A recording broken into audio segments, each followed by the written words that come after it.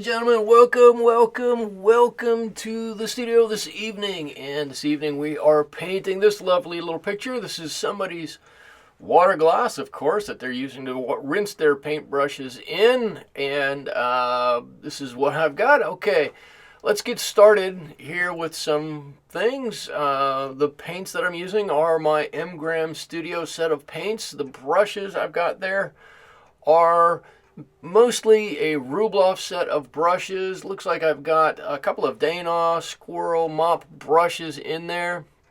A picture of me in the top, just in case you need to see what I'm doing here, and the reference photo in the upper right hand corner. Okay, I've pre-drawn this image. I hear it's on B paper, and if you've ever seen my channel before, you know my thoughts on B paper, but B paper is fine to use, but you do need to do a couple of things with it. One is what I'm doing right now, which is pre-wet the area that you're going to paint. If you don't pre-wet the area that you're going to paint, oftentimes you get some spurious kinds of marks on your page. It doesn't blend quite as nicely. It often leaves a hard edge. I don't know exactly why it is like that. I think it has to do with the starch that they put, or the sizing that they put on the top of it. But I'm just jumping in with this. This is a little bit of black. I did say I'm using my M set of paints. The one paint I have on my palette that is not M is my black. I got it at a garage sale. It happens to be Winsor & Newton Ivory Black, and I just have it on there for just a neutral dark. All right, I've used a little bit of cerulean blue here, mixed a little bit of pyrrole red in there. I'm just trying to take a little cue from the reference photo as to what I'm doing. Okay, having painted the open part of the cup, I'm now going to paint down the sides. I'm only going to paint down to the water line. I want to make a little bit of a demarcation between the part of the glass that's half full and the part of the glass that is half empty, if that's the way you want to look at it. I'm not sure exactly what you want to say there, but I'm just going to drop in some of these colors. Now you can just see in the reference photo that there's some kind of maybe a tablecloth that's behind the cup in the upper right hand corner, and it's definitely giving a blue tint to this cup, so I'm trying to put some of that on there. A little bit of this ochre that's representative of the table that this is sitting on. I want to bring some of that color in there. And I want to allow all of these colors to mix and meld on the page rather than try to mix them up exactly right on my palette and then put them on. So that's what I'm doing. As you can see, I'm just strengthening a little color. I'm trying to blend. I don't want the colors to run into one another necessarily, but I do want them to be there and touch and just mingle and get a little bit happy together in there. And again, maybe a little blue. I'm not following the reference photo exactly, but fairly closely. I'm also having a little bit of trouble speaking this evening. I don't know why that is. I'll try to get that cleaned up and start to think before I speak, and maybe I can get my brain and my mouth in working order before the end of the video. All right, so I'm looking at the reference photo, and I'm looking and trying to get just a general idea of the colors that are going to be on there. And now I'm going to move down and paint the body of this in the water in the glass behind one layer of glass, however that goes, however you say that. And again, using the B paper, I do feel like I need to pre-wet the whole area before I paint any of it. And there it goes. And I am using a Rubloff brush. This is the Pro Series brush. This is Kolinsky Sable. I believe I'm using a size 6 brush here. Very nice brushes. I like them quite a bit. And a little burnt umber, a little bit of the yellow ochre, just to get a nice neutral brown in there, and just drop some of those colors in. And while this is all wet, a little bit of the cobalt blue over here. Looks like I dipped into cobalt. Yep, definitely cobalt blue that I dipped into. And these colors will all run together and meld and look like they're meant to go together. A little bit of dark, that's the black that I'm getting down in the base of this cup. It is quite a bit darker than the areas in the middle where the water is. And just dropping in generally a few different colors in here, hoping to generate some visual interest when all of these are going to start to come together.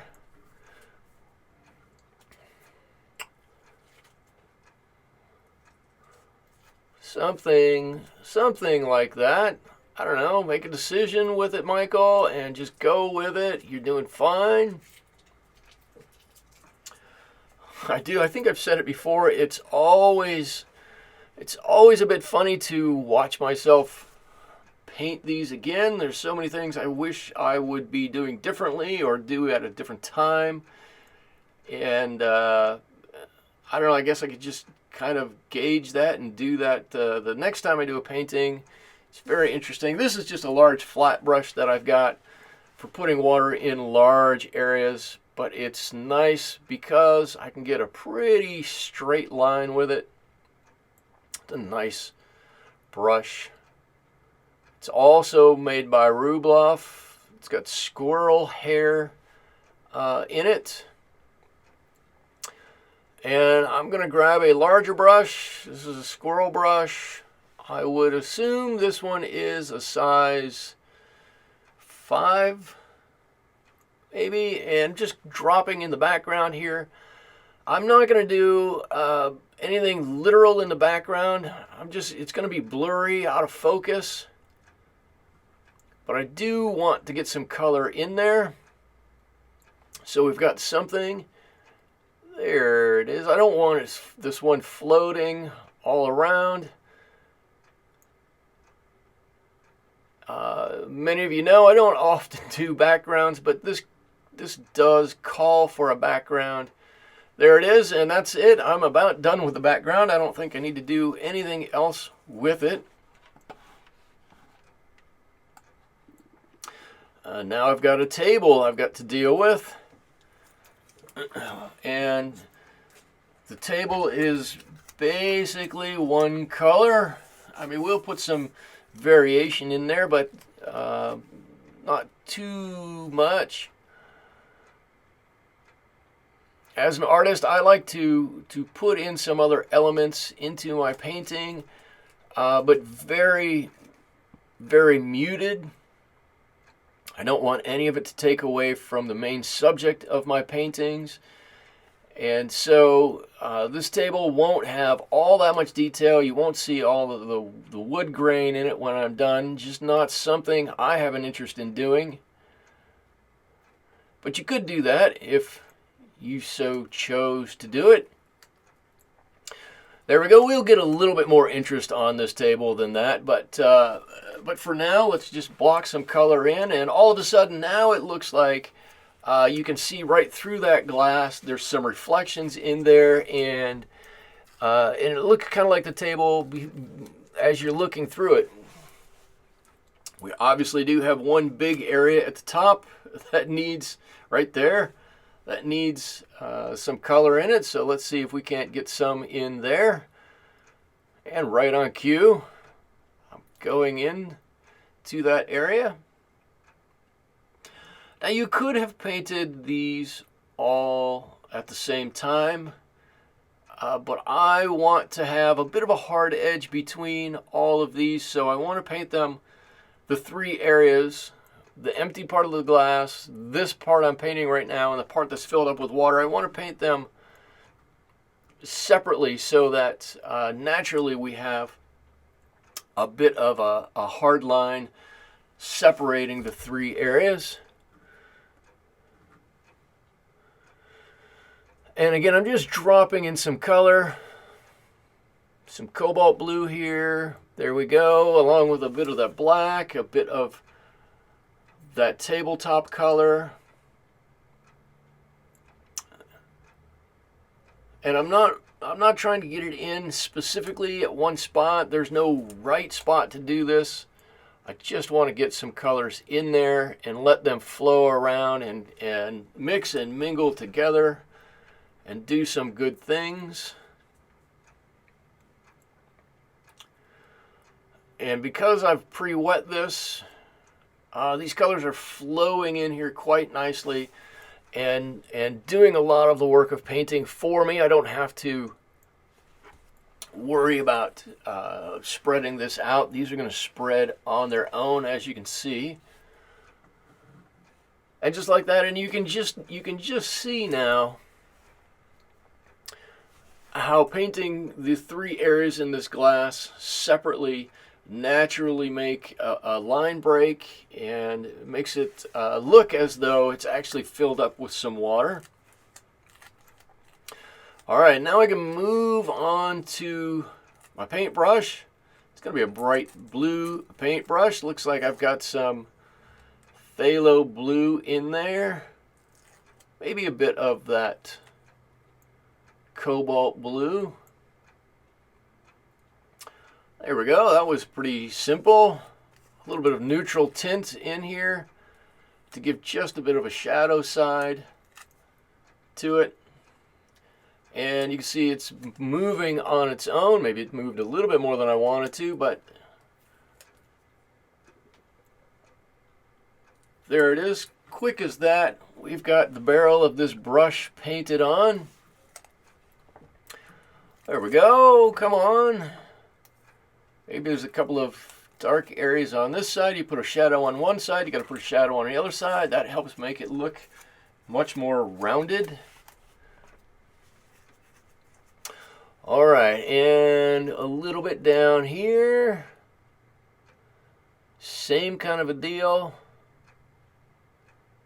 Just a little bit of that blue, and I do move my paper around quite a bit. It's just easier for me to do a certain stroke. I apologize if that is bothersome to anybody. It's just how I learned to paint. I've never been told I needed to leave my paper in one orientation and paint around it. I've always been told it's easier to move the paper than it is to move yourself, and so that's how I've always painted.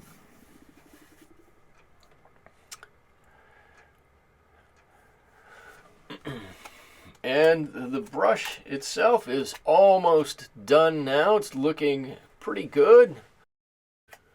Okay, it seems as though the paint in our water cup has dried. Let's go ahead and strengthen some of the colors in here and start to really put in some of the low lights and the reflections on this glass. Just trying to read a little bit about what they might look like here and trying just to put some color on to represent that.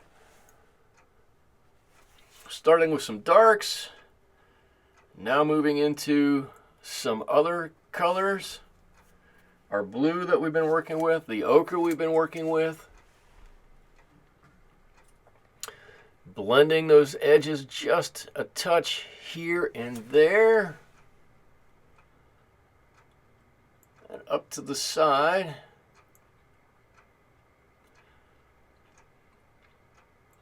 And it looks like, just like that, it looks like you can see the base to that glass, just like that, lickety split. All of a sudden, I'm not painting quite to the edge there. There's a little white, not white, there's a little light down at the bottom down there. I don't want to paint all the way to the bottom of that glass. Obviously, I'm a little thirsty. The rest of this is drying up nicely. Let's see. I've got the rest of the water to get to. Not quite dry enough yet, but that up there's plenty dry. We can strengthen some colors up here. Let's go ahead and do that. Talking to myself. All right. I don't want to get too dark with these colors, but I do want to darken them up a little bit. Come on, get some color on that brush.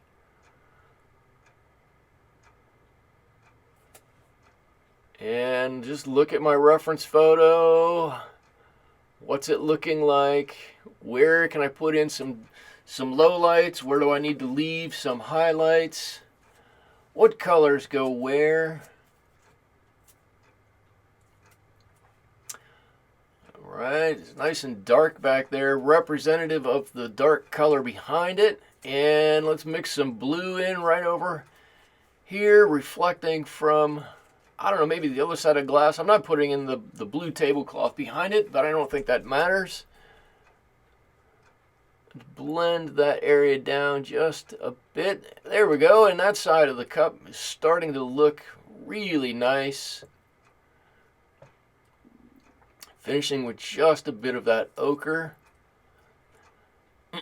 And there you can just tell that maybe we've got a nice three-dimensional water cup there. Same thing on the right-hand side of this. Just dropping in some colors, and I'm going to mix in those same three basic colors that we've been using. The blue, the ochre, a little bit of that dark, that black. Maybe I put a little bit of neutral tint right in there. I'm trying to leave quite a bit of lighter space here so that I don't have to go back and put on any white for highlights. I probably still will put on a little bit of white for highlights, maybe just to draw it on there in a specific spot. But if I can leave some lighter marks on here, so much the better. There we go, and a couple of lines up and down, a couple of vertical lines to really make it look like there's some height to that glass, some dimensionality to it. All right, still going with this. Let's see where we can get to. Looking back and forth between my reference photo and where I'm at. What do I want to do with it? I grab a bigger brush. Burnt umber. A little maroon perylene in there. We must be going to put a shadow on. Let's make this darker over here.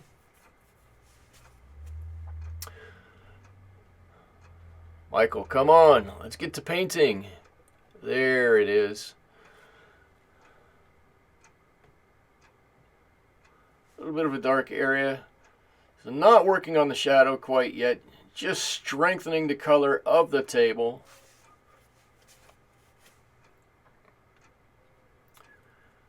Quite a bit darker back there. It is pretty light in the center of that reflection from that water cup.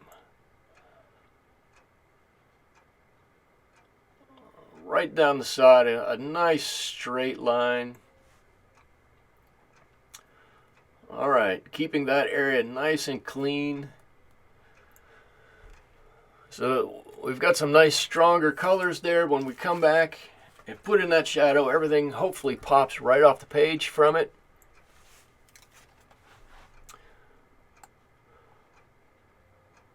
Keeping the area dry, not letting the paint drip off of the end. Let's take a look at what we got going on here.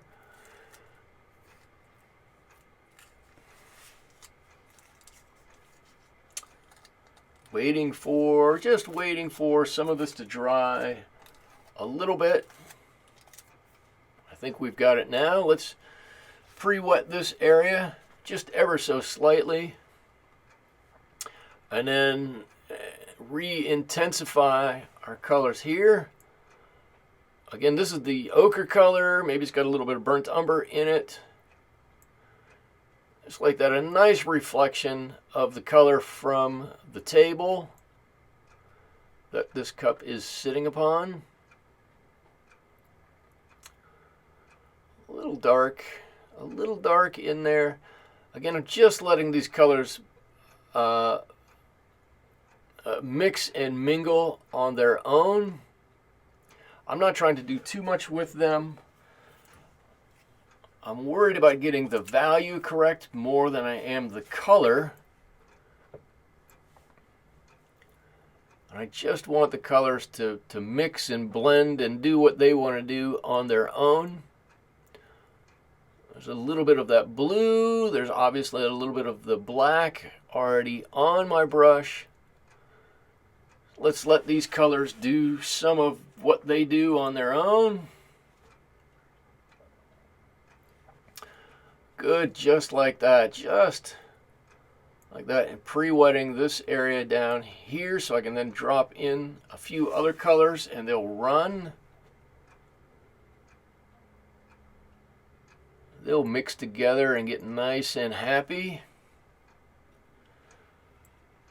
And the more we put in here, the more we adjust these colors, the more it actually looks like there's some water in that glass. It's always amazing to me. It looked like there was water in that glass on that first layer, and then the paint dried, and it went all light, and now we do it again, and once again it looks like a fantastic glass. All right, I've got a little bit around the rim. The rim can't be white there. It's got to be a bit darker. So I'm just putting in some darks to enhance that a little bit. There's a tiny shadow underneath that rim, the bead of glass around the top of that.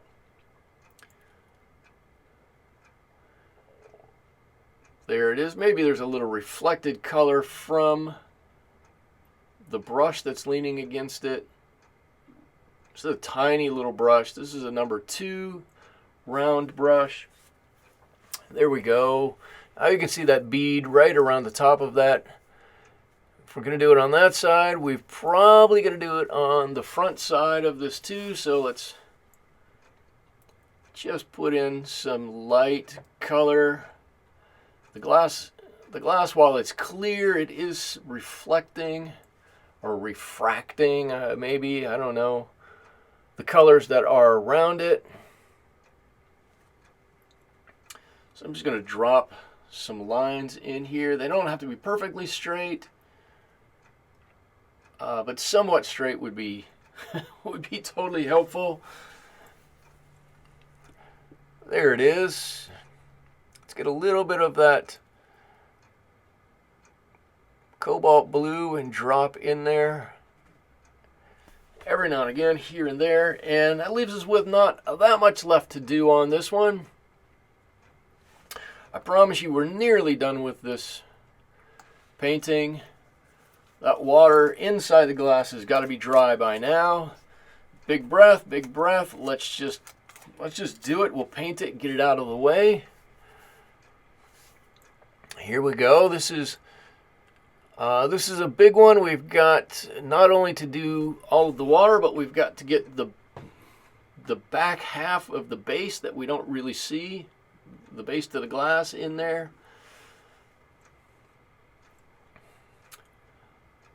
It's a lot of water, a little bit of paint and a lot of water. Let's drop some of the blue in there. Again, we're not holding true exactly to the reference photo, but we are doing a little bit of it, and we're trying to make it look just about right. We're just trying to make it look as though this could be a water glass sitting on a table. Maybe not necessarily this particular table, but one very similar to it. Oh, just a little straight burnt umber there. Mix that color up a little bit.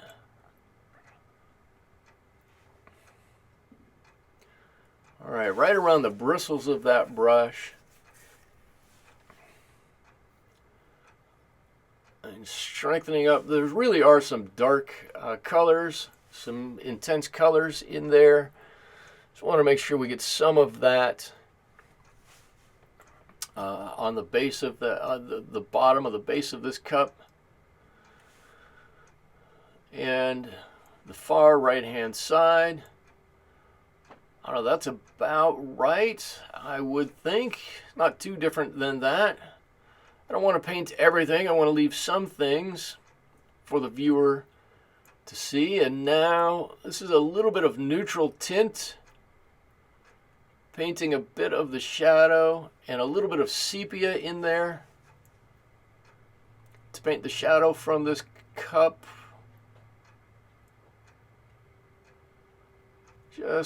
Just like that. And we've got some brighter colors coming through the center of this.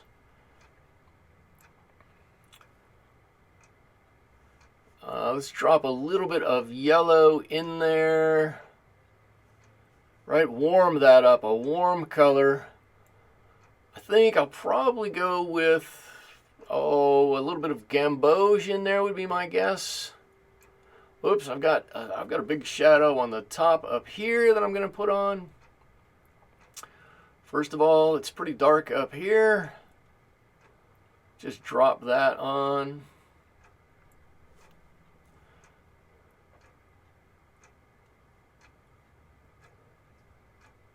There. Quick as can be, nothing to it. That goes behind the glass. And yep, a little bit of gamboge here, a little bit of Hansa yellow. And that's going to be that bright spot in the middle of our reflection.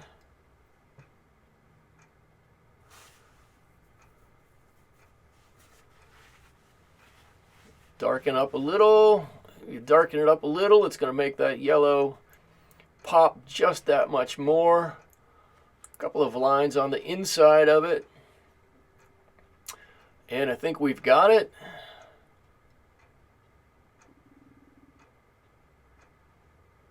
All right. Just messing it up a little bit. Trying to get that hard edge out of there. All right, we really don't have much time left. We've got to get going with painting the rest of this brush and maybe a little bit to bring the glass to fruition here. Right, this is a little turquoise, a little Payne's gray, a little bit of ochre in here. It's going to help me with this metal ferrule color.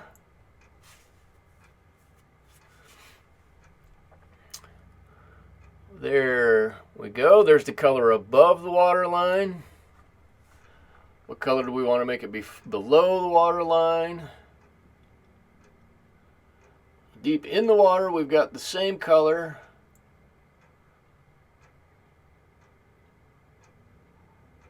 All right, and we got to change it a little bit for some colors in there. These are the bristles that you see because of the illusion that's being cast by the water. There it is.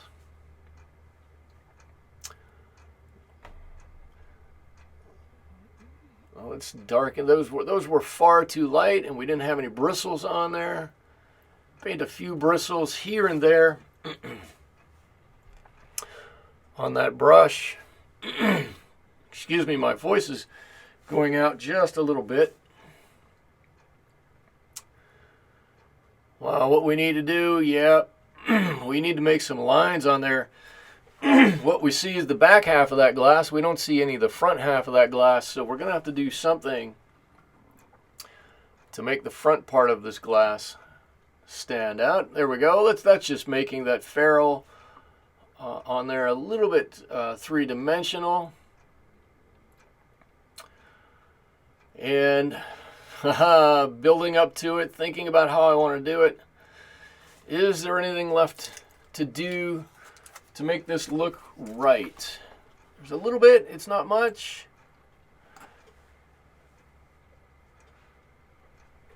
Really, these are finishing touches. There's not much to them, but a couple of these little touches will make all the difference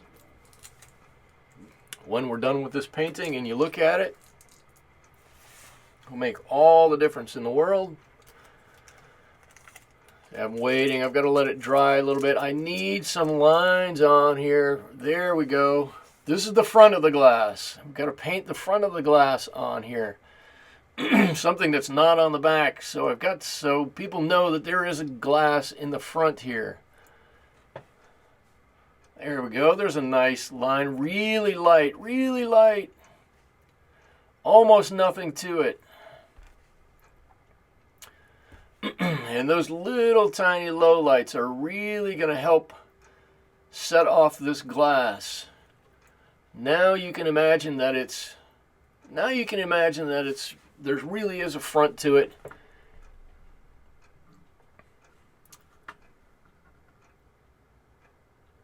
Something to go over that color. Make it appear as though there's a front to it. You know what I'm saying? To push that brush back into the glass. There we go, and it goes all the way down. Yep, that glass. Oh, it looks real now. Just down. There we go. I don't think we need to play too much more with that, Michael. You're gonna do too much if you keep playing with it.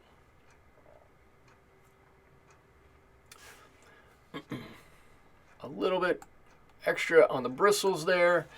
And I'm going to take the time to say thank you for watching this video. I hope you enjoyed it. I enjoyed bringing it to you. I loved painting this. I think I'm about done. Loved painting it. If you do like this video, click the like button and subscribe to my channel. I would love to see you back here in the studio again. Down below, I do have links to social media. I've got links to my website, and I've got links to my Etsy store where I do post paintings that I've painted from time to time if you have interest in those. That is about all that I have for you this evening. I really do hope you enjoyed it, and we'll see you back here in the studio next time for another fantastic painting. Thank you so much. Bye-bye.